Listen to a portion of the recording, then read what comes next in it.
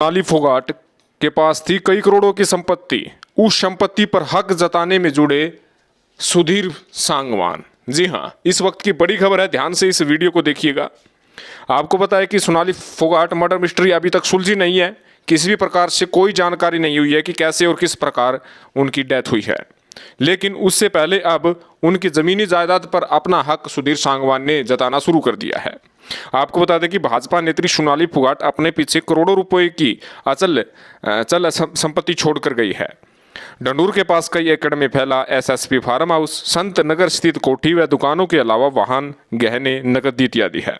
विधानसभा चुनाव के दौरान चुनाव आयोग को सोनाली फोगाट ने अचल संपत्ति का ब्यौरा देते हुए उन्होंने बताया था कि 2,74,11,000 से ज़्यादा उनके पास संपत्ति है। और इसके साथ साथ सोनाली के बैंक लॉकर में खुल सकते हैं सबसे बड़े राज। उनकी बहन रुकेश का कहना है कि सोनाली के बैंक लॉकर थे, उनमें कागजात हो सकते हैं, कई ज़रूरी चीज़ें वह गहने भी रखती थी। उनका बैंक लॉकर भी खुलवाया जाए। लॉकर की चाबी दीदी हमेशा साथ रखती थी। अब सुधीर कह रहा है कि चाबी नोएडा के फ्लैट पर रह गई, कभी कह रहा है गुड़गांव के फ्लैट पर रह गई। महन रेमन व सोनाली की ज़मीन डंडूर में साथ है। सुधीर ने कई बार इसे बेचने को लेकर कहा था। गोहाना गांव के खेड़ा का सुधीर शादीशुदा है, पर 3 साल से वे अपने परिवार से दूर रहता है। उसकी पत्नी रोहतक में शिक्षिका है। सुखविंदर जो उनका साथी है वो भिवानी का रहने वाला है। यानी बैंक लॉकर में भी बहुत बड़ी जो कह सकते हैं कि एक ज़मीनी जायदाद से जुड़ी हुई फाइल मिल सकती है। कई राज बैंक लॉकर के माध्यम से खुल सकते हैं। वहीं आपको बता दें कि सोनाली के सौजन्य निजी सचिव सुधीर सांगवान पर हत्या का आरोप लगा रहे हैं। इसको लेकर गोवा पुलिस को शिकायत भी की है। सौजनों का कहना है कि सुधीर उन्हें शुरू से ही गुमराह कर रहा है, यहाँ तक कि सोनाली को भी गुमराह किया है। वह नौकरी मांगने के लिए आया था, मगर उसने पूरा सिस्टम हाईजैक कर लिया।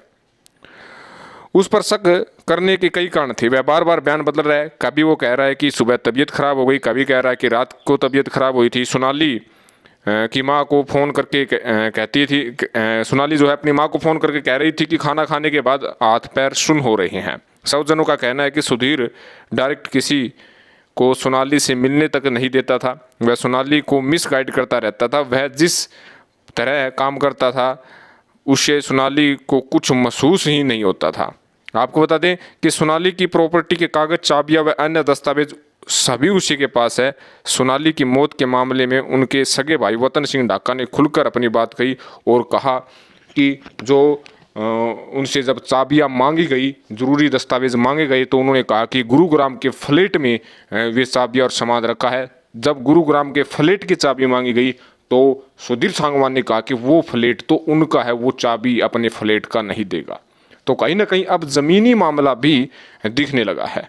आगे आगे देखिए होता है क्या। अधिक जानकारी के लिए आप हमारे साथ बने रहिएगा, चैनल को जरूर सब्सक्राइब कीजिएगा। धन्यवाद, जय हिंद।